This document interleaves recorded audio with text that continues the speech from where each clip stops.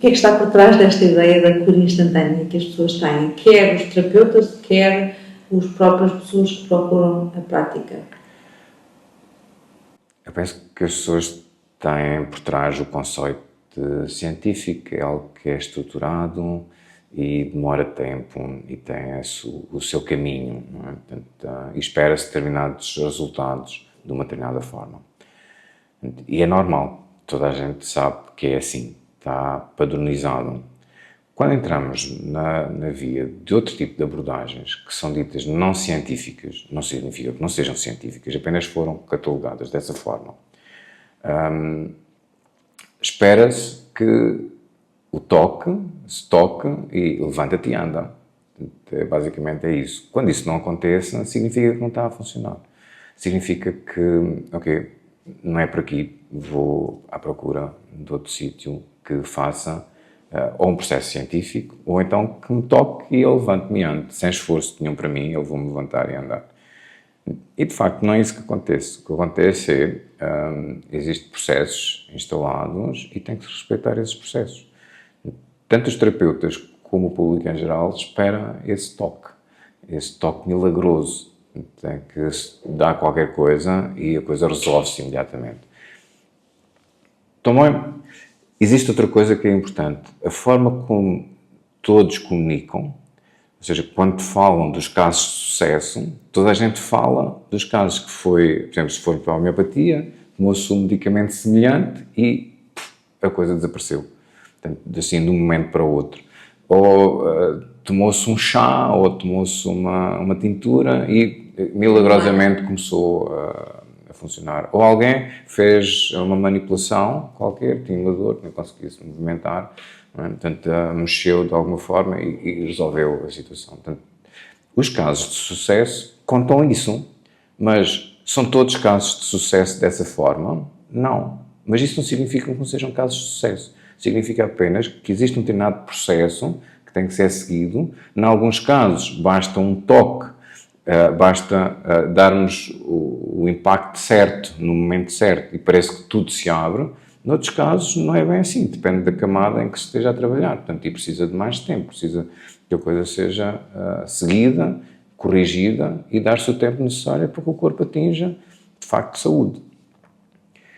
Este conceito é muito importante de ser mudado, porque toda a gente espera, inclusive os terapeutas esperam que com um toque milagroso a pessoa saia daquela sessão ótima e com tudo resolvido. Ora, isso não vai acontecer dessa forma. Não vai acontecer assim porque nem sequer é natural. Portanto, depende muito de onde é que a coisa está. Qual é a camada em que estamos a trabalhar? Qual é a camada em que aquele paciente se encontra? E de acordo com isso, podemos ter que passar 4 ou 5 camadas para que a cura, de facto, ou os sintomas desapareçam. Se ele estiver na camada mais superficial, portanto, basta um toque e parece que resolve, certo? Mas a maior parte das pessoas não se encontram nesse ponto. Daí que o conceito parece que isto não funciona, só funciona em determinadas situações. E não é verdade, funciona sempre. Temos é que dar o tempo necessário e sabermos trabalhar com esses processos de cura do corpo. Ok. E que riscos é que existem quando se cai no erro das curas rápidas, quer os terapeutas, quer para as pessoas? Para já, a expectativa. E o grande erro é criarem expectativas que não são corretas. Segundo, não se perceber exatamente o processo. Portanto, o terapeuta acaba por não conhecer o processo terapêutico a fundo, não percebe processos de cura e acaba, inclusive, como terapeuta, por se desmotivar, porque tem a expectativa de conseguir o toque milagroso. Portanto, como não consegue o toque milagroso, parece que não funciona. E esse é um dos riscos em termos do terapeuta. Para o paciente, é criar expectativas relativamente ao desenvolvimento dos sintomas que ele possa ter, de cura rápida ou de sentir alívio rapidamente. Ora, um processo de cura não tem necessariamente de ter um alívio imediato. Muitas vezes até pode agravar. E esse agravamento ser um agravamento benéfico.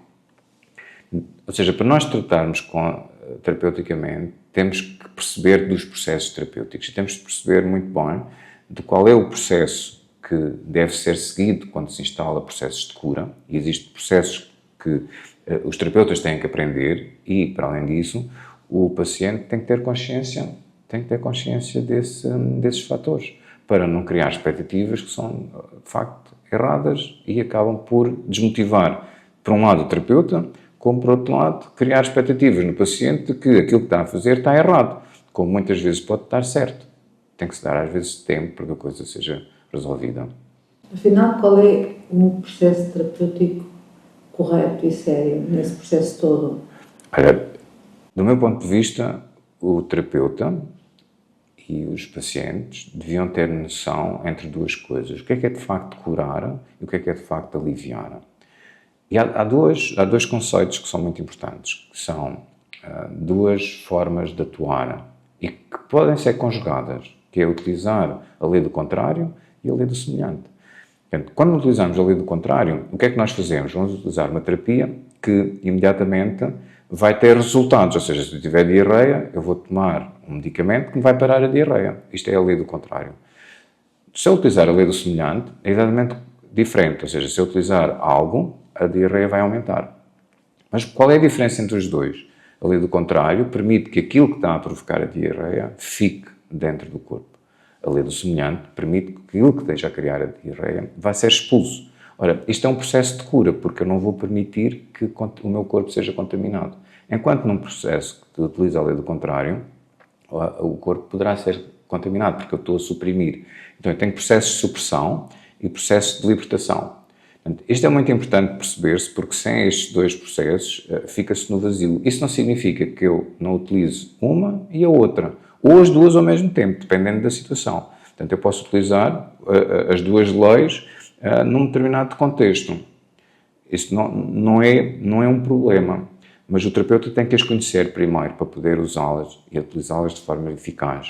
Porque uma coisa é este pequeno exemplo que eu estava a dizer, outra coisa é exemplos mais graves, não é? E tem que se conhecer muito bem o tipo de técnicas que estamos a usar para podermos guiar o paciente no processo de libertação dos sintomas que ele tem.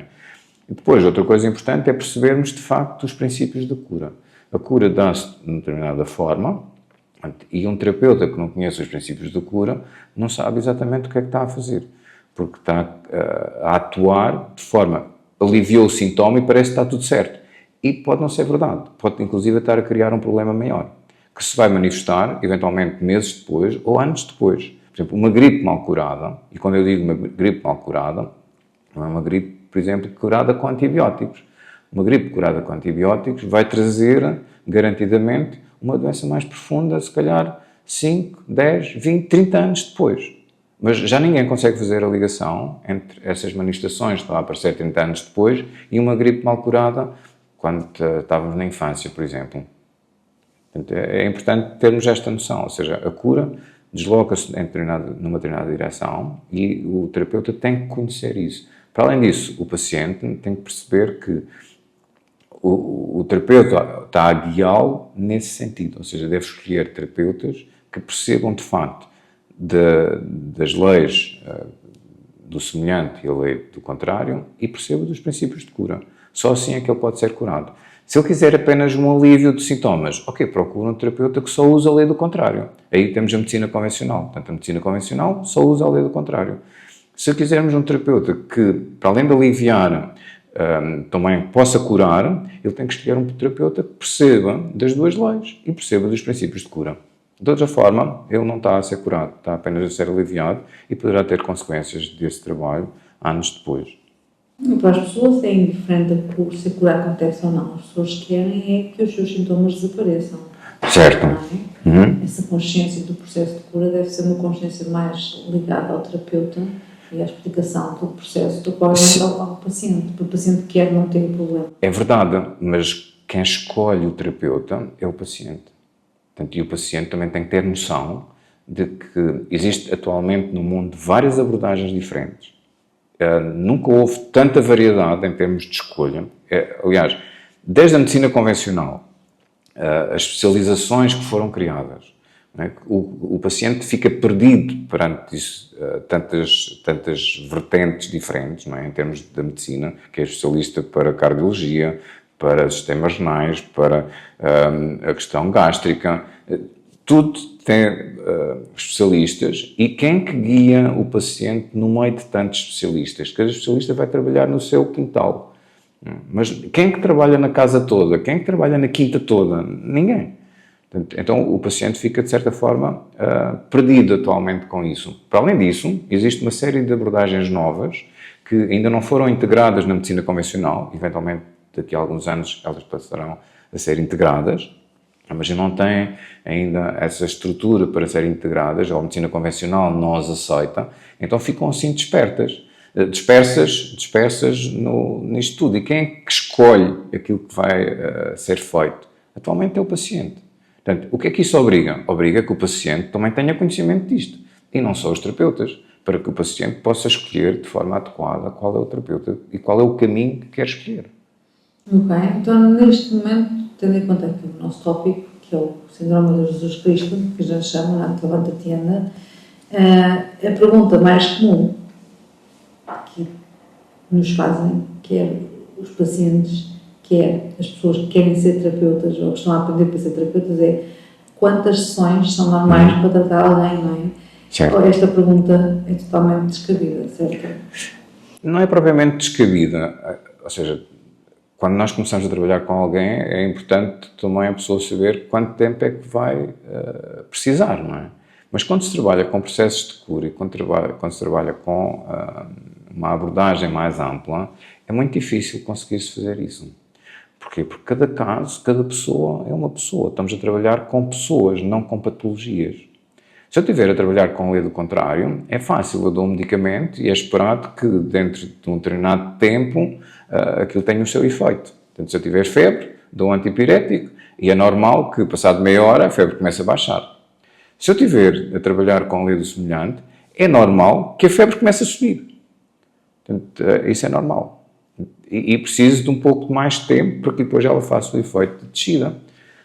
Ou seja, o conhecimento de como é que a coisa funciona tem que estar instalado tanto na parte do terapeuta como na parte do paciente, de forma a que não se criem expectativas de resolução imediata.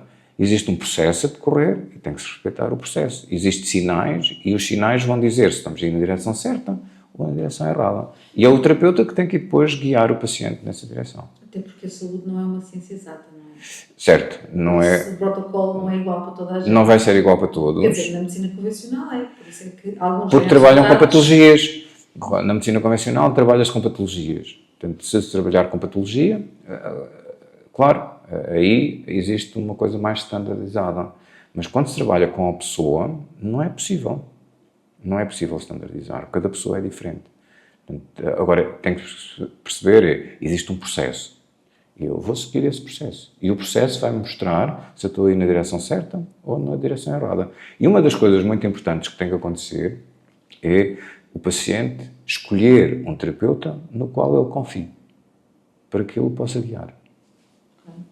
Portanto, a cura não é um espetáculo, é um processo. É um processo. É um percurso. É um percurso que pode ser, de facto, muito interessante às vezes. Às vezes parece que existem milagres, mas o natural não é existir um milagre. O natural é existir um processo de cura a acontecer, gradual a acontecer, e de crescimento da própria saúde da própria pessoa. Tanto a nível dos sintomas, como depende depois das pessoas, não é? Chegar a pontos de saúde muito mais elevados, que é aquilo que nós chamamos um desenvolvimento espiritual.